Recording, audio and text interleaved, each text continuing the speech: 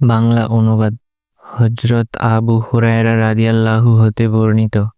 তিনি বলেন, রাসূল সাল্লাল্লাহু আলাইহি ওয়াসাল্লাম ইরশাদ করেছেন, আমি কি তোমাদেরকে সে বিষয় সম্পর্কে অবহিত করব না, যা দ্বারা আল্লাহ তাআলা অপরাধ সমূহ মিটিয়ে দেন এবং পদমর্যাদা উন্নত করেন।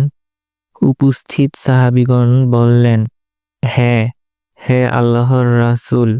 তখন রাসূল সাল্লাল্লাহু আলাইহি ওয়াসাল্লাম বলেন, কষ্ট সত্ত্বেও পূর্ণতার সাথে ওযু করা, মসজিদের পানে অধিক গমন করা এবং এক নামাজের পর অপর নামাজের জন্য অপেক্ষায় থাকা, আর এটাই হলো তোমাদের জন্য রিবাত বা প্রস্তুতি।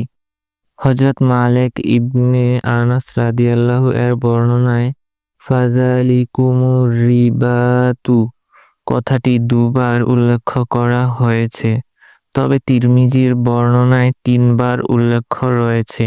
মুসলিম।